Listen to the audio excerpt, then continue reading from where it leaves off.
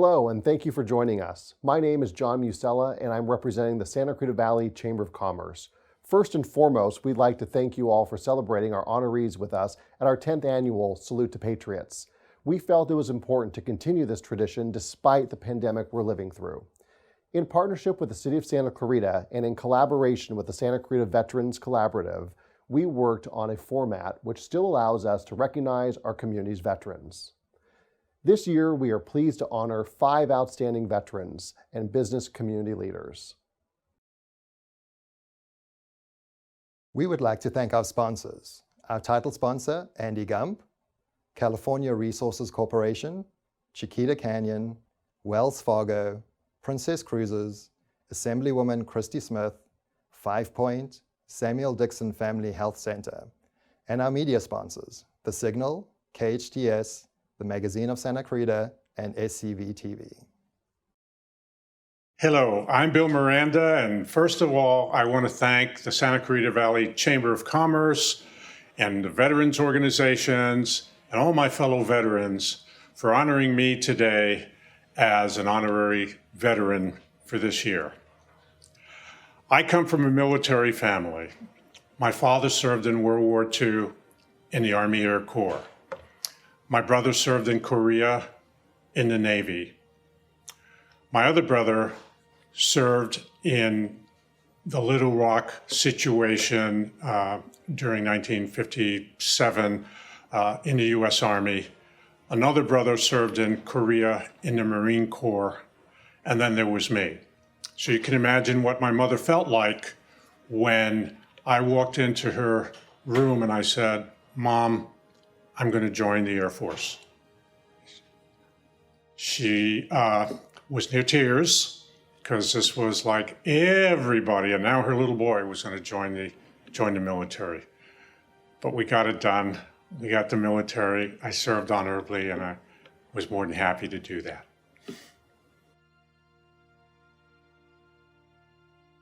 It was an honor to do my duty to serve my country. It was incredible. Everything we did was with one thought in mind, that at any moment we could be asked to give our lives for our country. Now, that's not melodramatic.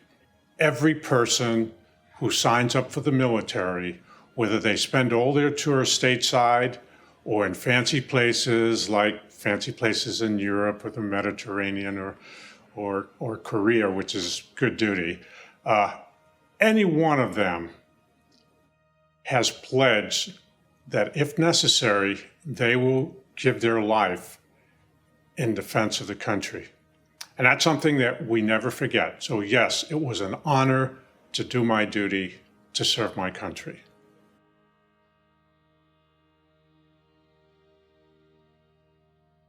Well, my favorite memory was the first time I got into a jet, and a fighter jet, and we took off with afterburners blasting away.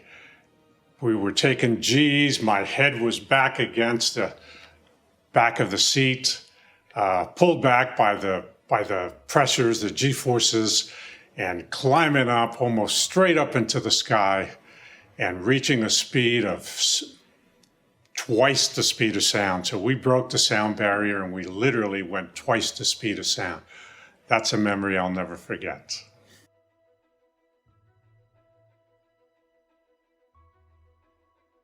Okay, so remember I said duty, honor, country. In life, people are respected and honored for doing their duty. Whether your duty is as a parent, or your duty is as a child, or your duty is as an employee or as an employer, or whether your duty is as an officer, or whatever your duty is, do your duty. Do what's expected of you. When people look at you, be able to say, "I did my duty." And then I talk about honor. So there's doing your duty and doing your duty honorably. I learned that in the military. It's not just doing your duty, it's doing it honorably. doing it the right way for the right reasons. And finally, I talk about country. You gotta love this country. This is the greatest country in the world. And a lot of people help to make it a great country. And you have to love this country and really feel that love for this country to really be able to do your duty and do it honorably and do it for your country. So even in civilian life, all the things we do, whether it's for the economy, whether it's for helping nonprofits, whether it's for helping your communities or your government, love of country. That's what I learned from my years in the military.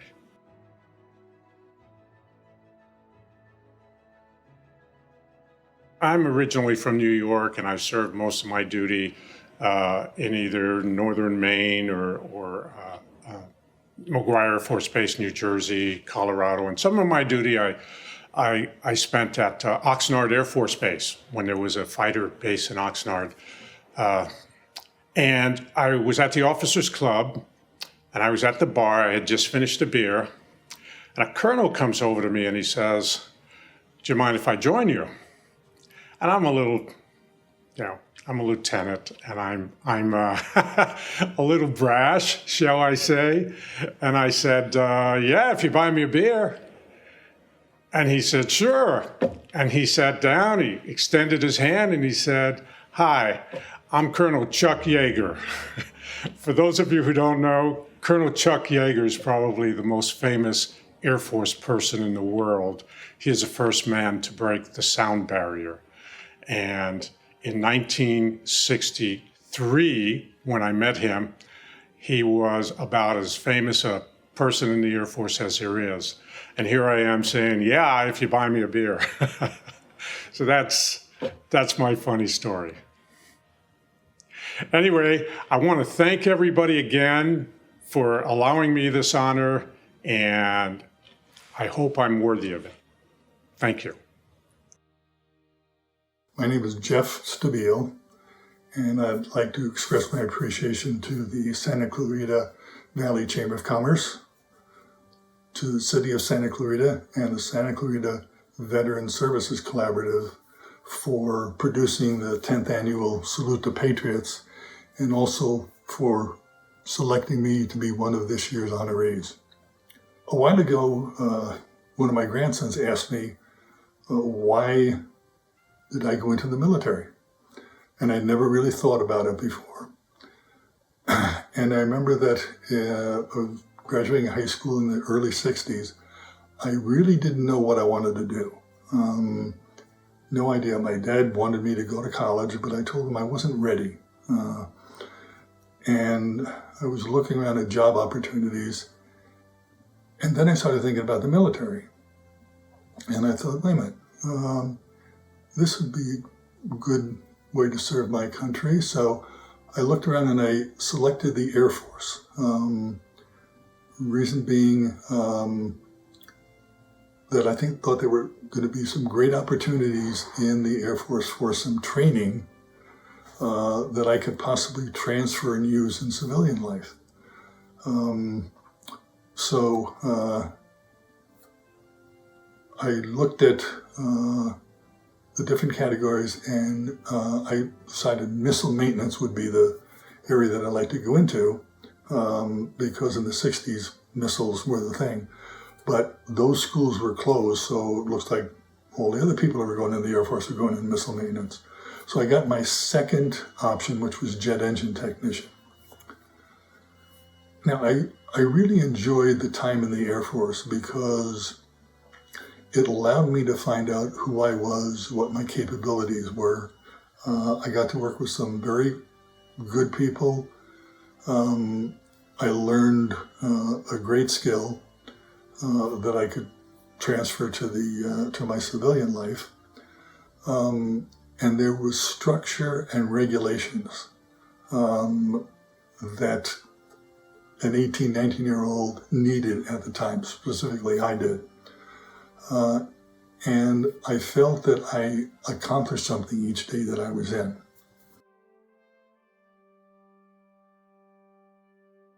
I have a couple of interesting memories. One was, it was on a Friday night. I was called to come out and run up a B-52 bomber to full takeoff power so the crew chief could check out some systems on the aircraft. Now, B-52 has 8 engines. So it was a damp night. I get out there, and in the early 60s, at March, we had no noise attenuation apparatus on the engines, and those basically would dampen the sound coming out of the exhaust pipe. Also, when a B-52 takes off, it needs an additional boost just as it's taking off to get it up in the air. They use what they call a water injection system, and basically they inject distilled water into the front compressor of the engine, which sends a signal to the fuel control, I need more fuel because I got thicker air, and it adds about 1,000 pounds of thrust to the engine just for a very short time.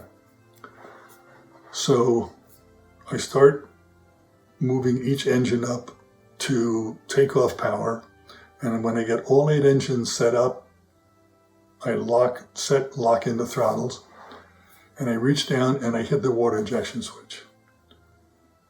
And the aircraft literally goes, it's like it takes a breath and jumps forward. And the noise was just absolutely deafening. The cockpit is bouncing, the tires are rocking up and down on the chocks, the dampness of the air is magnifying the sound. It is just rocking and rolling, and you're sitting in this cockpit, and the feeling is just unbelievable. Just unbelievable, all this power going on. The other thing that I remember was my first task force. Each month, sometimes a couple times a month, 15 KC-135 tankers, which are basically Boeing 707s without windows, would come into March, and then 30 F-4 Phantom fighters would go into Travis Air Force Base in Northern California. And this would happen over a weekend, starting Friday through Sunday. And then on Monday morning, the tankers would take off at 7 o'clock in the morning, and the fighters would take off. And they would rendezvous over the Pacific. And there would be 2 fighters on the wings of each tanker. And we'd ferry them from the West Coast to Hawaii, from Hawaii to Guam. And generally, tankers in Okinawa would pick up the aircraft out of Guam unless there were weather, and then we would take them on to the Philippines. But during the flight, of course, the fighters have to be refueled. So when that got time, the boom operator would go to the back of the aircraft, and he'd lay down on this cushion, and there were windows and a yoke, and there were 2 observer panels. And he would connect his headset with the pilot, and he'd get the boom set out, and the fighter would leave one wing, and he'd come down underneath the aircraft, hook himself up, refuel, break away, go back in position. Then the other fighter would come up, come down, hook up, refuel, take off, and go back up. And when we're laying there, we can see right into the cockpit of the fighter. We can see the pilot. And this is all happening at 25,000 feet. It's just a great picture, just a great picture. And this happened numerous times as we were taking them over to Guam.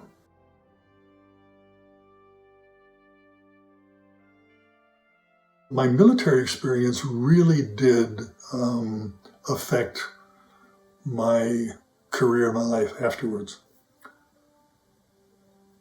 I remember when I was discharged, I was married and had a child. We came back, and as I started looking for a job, and many of you will realize and remember this, you had to go through the classified section of a newspaper and look through and place some calls to try and get an interview. So I was on the phone with this one aircraft repair company, and I was explaining what my background was and what I did in the military. And he interrupted me and just said, just come out and fill out the paperwork. It's the first time I ever got a job over the phone like that. So I worked there for a little while and, was, with some other company. And then one day I read in the paper an interesting ad. So I called, made an appointment to have an interview, went out, and this company was in the aviation aftermarket business. I had no idea what that was. And they explained that the airlines around the world will come to them and buy parts because they're less expensive than from the manufacturer. They're all reconditioned, FAA certified, so everything is fine. Or the manufacturer couldn't deliver on time. Well, as we were talking during the interview, I knew all the parts he was talking about. I knew what they looked like. I knew the function. I knew where they went on the airplane. We went on the warehouse. I could point them out sitting on the shelves. So it just fit like a glove. And for the next 48 years, I traveled to 40 different countries, sometimes numerous times, buying and selling parts to the airlines, negotiating agreements and contracts. And I got to see the entire world. And all of this was because of my 4 years of experience in the Air Force.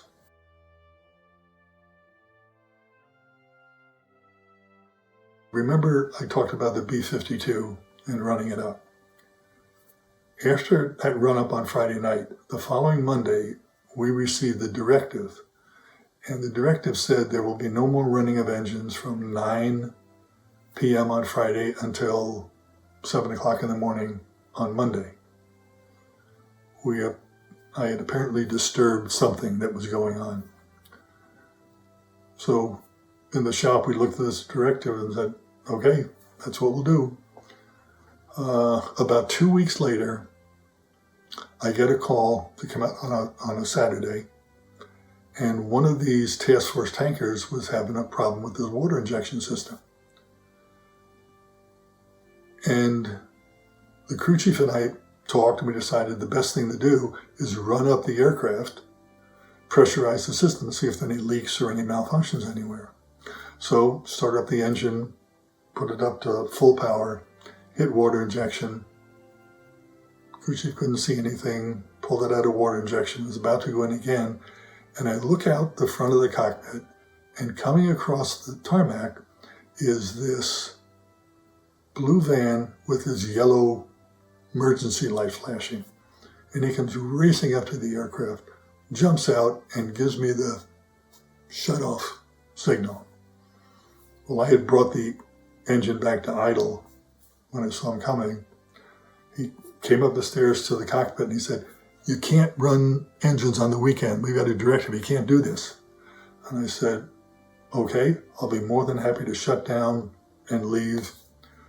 If you just go tell the captain of this tanker that he's not going to be able to complete his task force mission Monday morning because we weren't allowed to run engines on the weekend." And he looked at me, and there was a pause.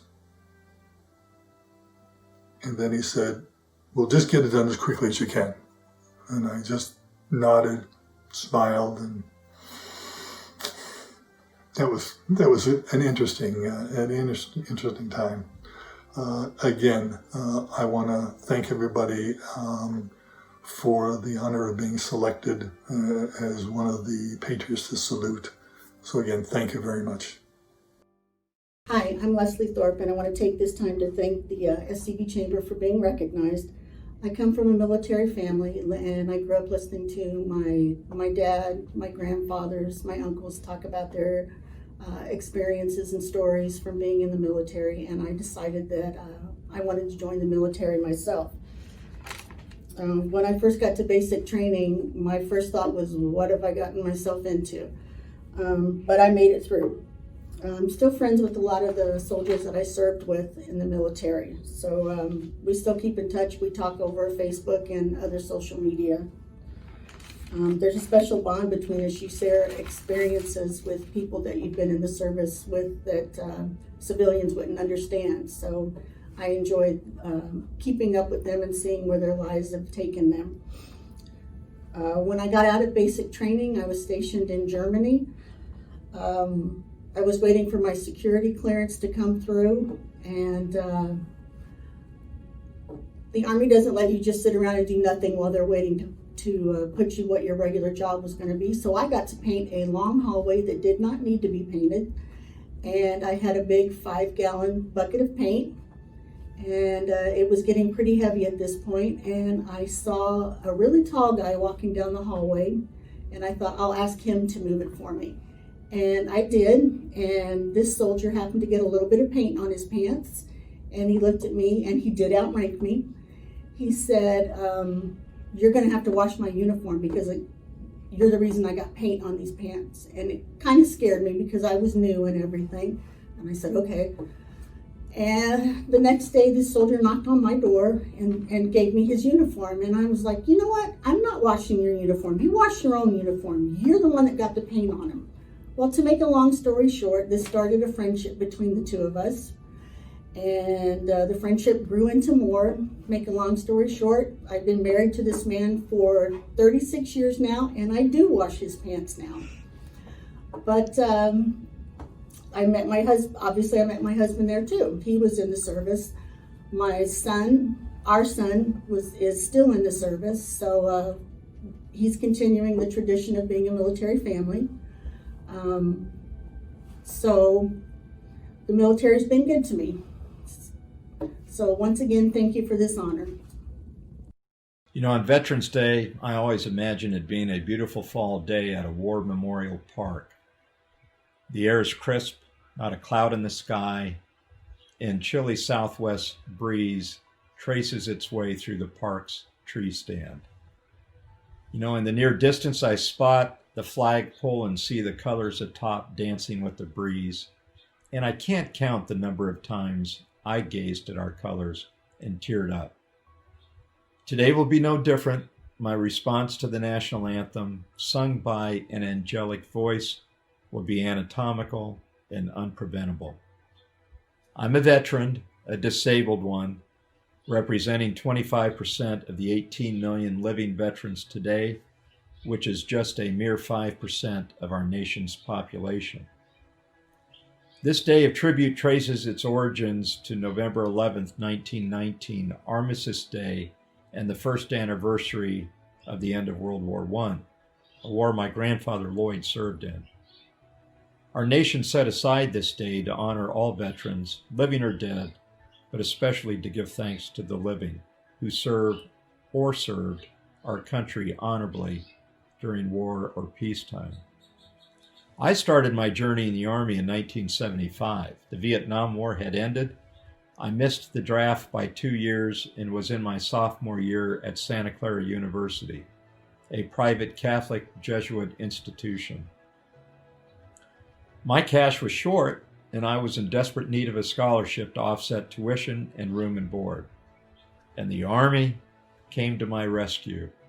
They awarded me a full scholarship that included tuition, books and materials, and a small monthly stipend to live off of. All I had to do was commit to 6 years of service after graduation, of which 2 had to be active duty and the other 4 could be reserve. I accepted the scholarship and 28 years later retired as a colonel. You know, I'm often asked, do I miss the life? And my response is always more than you will ever know. I loved the soldier's life. Not every day, but almost every day. There is no more incredible feeling than knowing you are on a winning team, first among all nations, securing our country's vital interests worldwide. Think of that. Less than 1% of our countrymen serve, and yet their presence on the front line of democracy globally is what keeps the greatest nation and her ideals on earth preserved. As a veteran, I've got a brother or sister in every town, no matter branch of service, which I can immediately relate to. I'm part of a band of brothers and sisters who served the greatest nation on earth, resolute in democracy, and grounded in ideals brought forth by our founding fathers 200 years ago. As a veteran, I know what it's like on your first day of boot camp, feeling anxious and uncertain about what you had gotten yourself into, taking in the barking guidance of the drill sergeant to get my act together or get out of this Army, because the Army only wants the best, the very best, and that's true for every service. As a veteran, I know what it's like to go on extended field training exercises where the sergeant's job is to inspire you to survive in a hostile and lethal environment, under a code of conduct subscribed to by very few others.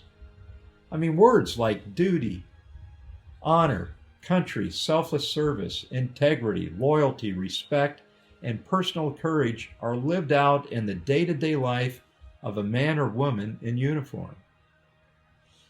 As a veteran, I know what it's like to laugh so hard with other paratroopers who went through an all-night airborne operation, bone-tired and punch-drunk with fatigue after jumping in 15-knot winds to a heavily wooded drop zone and discovering all escaped injury.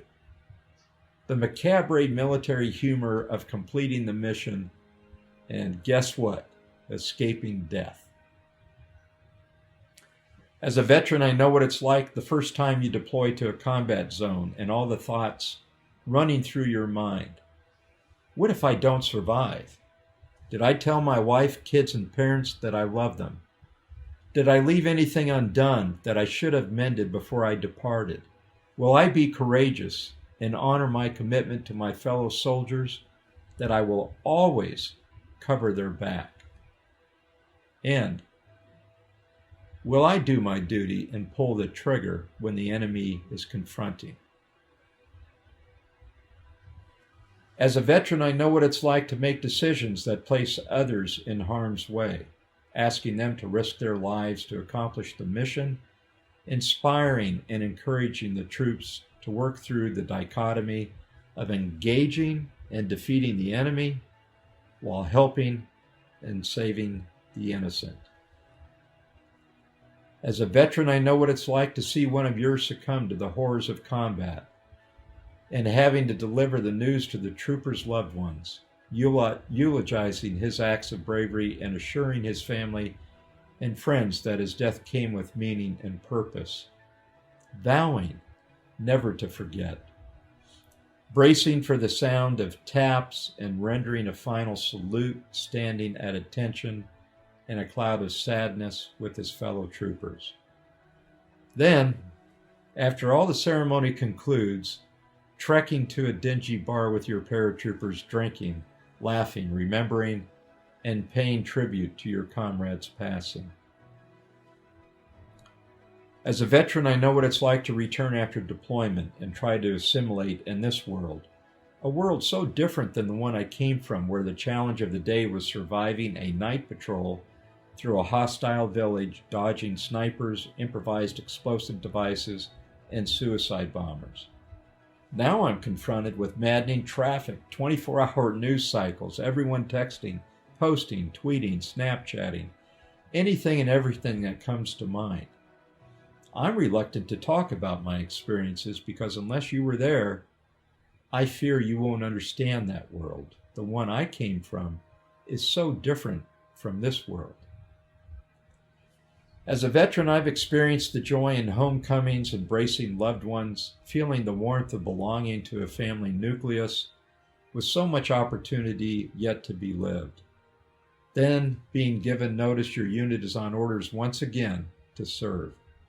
The rituals we go through to deploy, a farewell ceremony, tears of sadness, but pride, oh, so much pride by husbands, wives, children, grandparents, aunts, uncles, nieces, and nephews, and of course friends, sending their warriors off to do the country's will.